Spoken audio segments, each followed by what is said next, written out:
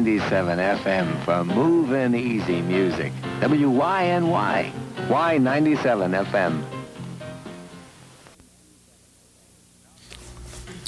Now here's Mr. Abe Resney, who is on the faculty of the School of Visual Arts here in New York City, and Mr. Steve Cohen, who is involved in the production of documentary films. Abe and Steve will talk to us tonight about holography, which is an exciting new futuristic type of photograph, and they brought some of their holograms, is that the correct way to say it, to the studio tonight to give you a little bit of a demonstration. And even though we're working in a two-dimensional medium, I think it will be interesting to see the results of your work as they might look in 3D, even though we can't give it that.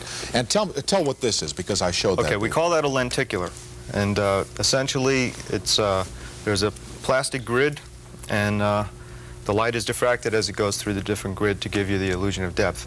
It doesn't have the sort of capability that a hologram has in terms of storing information, in terms of the amount of depth that is possible. And what is a hologram? Well, first of all, it's not three-dimensional photography. It's three-dimensional images made with lasers, and it's more of a combination of photography, film, physics, and sculpture, or science. Right. But, you know, it's widely called three-dimensional photography, and that's something that we're really trying to get away from, because it's a space that's unique to holography. And I would like to say, all right, for allowing the laser beam to go through the studio, to get across that some lasers are dangerous, but some are not, and can be used for creative purposes. This thing here, and I don't know if when we show it, if the dramatic impact of what it does will be visible on the television screen. Right. But there is a photograph of a man's head that actually is replicated in space about, how do you say? It's projecting about 4 inches in front of the film plane. And it looks as if you could just reach out and pick it up and hold it in your hand. Right. Now, this thing that we showed at the beginning that was revolving with the lady writing the word cream, how does that start? Do you start with a photograph? You start with motion picture film. There are about 1,000 lines which represent frames of movie film that are on the cylinder. The subject is put on a turntable.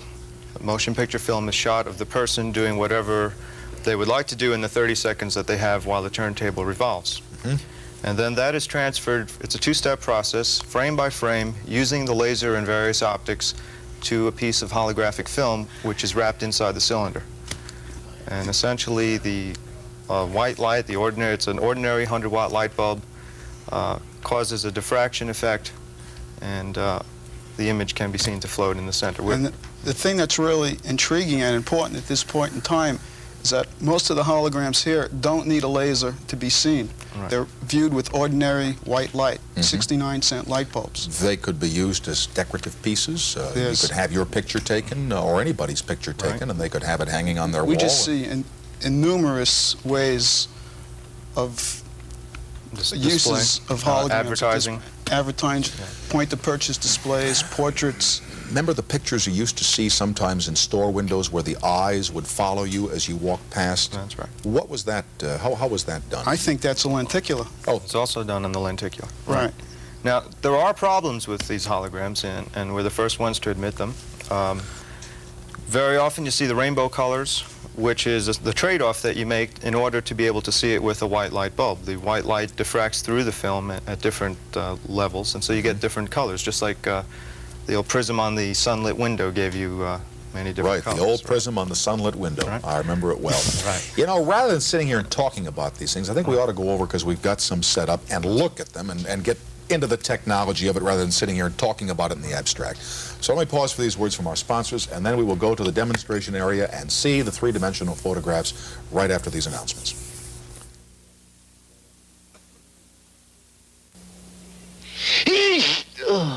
Withdrawing money again, Nose? It's this cold. I could spend a fortune on nasal sprays. Have you tried 4-way nasal spray? Is it expensive? No, 4-way can cost a lot less than the leading brand. A lot less. Oh? And you can't buy faster relief for stuffy noses and sinuses. Hey, that's a blast. With 4-way, you'll never have to pay through the nose. Well then, I'll make a deposit. This is Glade, a leading solid air freshener, and it works this way. This is Renewsit, another leading solid air freshener, and it works this way for controlling strong odors, this way for average household odors, and this way for gentle freshening in a closet. Glade or Renews It adjustable. Maybe the biggest difference of all is Renews It will cost you less. Renews It, the odor controller you can control, and it costs less than Glade. Las Vegas, brash, glittering capital of fun and games. Meet Benny and Barney, undercover cops and would-be entertainers. Let us take some advice from a guy who's been in show business for 25 years. Go back to being cops, will you? When a famed singer takes his last curtain call, his very last curtain call, they go into action. Just be careful, Benny. Remember what happened the last car we checked out. Benny and Barney, Las Vegas Undercover, the NBC Movie of the Week, tomorrow at 9:30, 8:30 Central and Mountain Time. We're off on the road to Lake Tahoe. Join Bob Hope and his guest, Dean Martin, Anne Margaret, Matt Davis, Charo, Ken Stabler and Fran Tarkenton, Muhammad Ali and Sammy Davis Jr.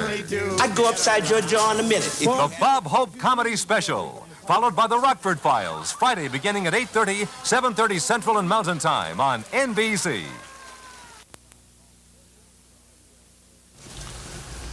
Now we are at the little table that we've set up, and if we can turn this one as you are doing it manually, then you can see that the lady writes out the words whipped cream.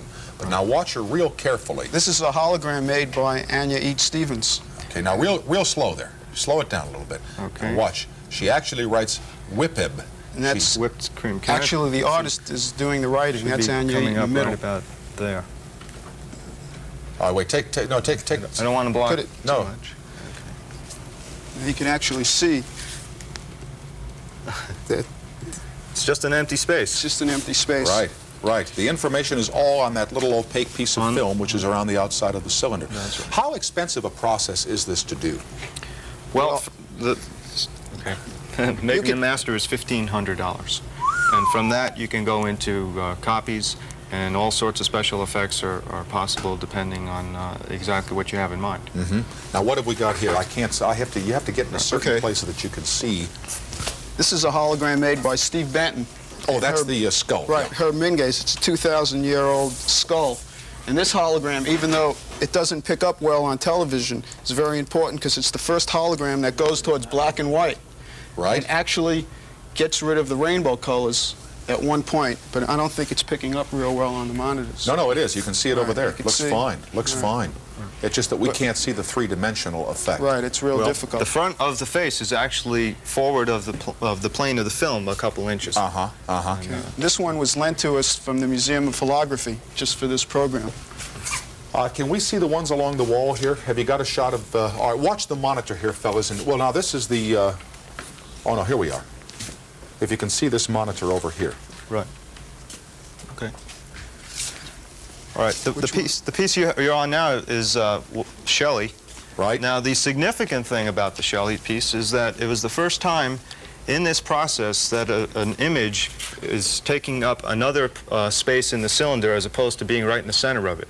Initially, This gets a little complicated. We intended to project the word forward of the cylinder. Okay. But it was the first time that this was done. And the word is actually at the plane of the cylinder. Next time it will be in front of the cylinder. Two three-dimensional images. Gotcha. One projected in front of the other. And the thing that's really important about this is that it's shot from one flat two-dimensional film.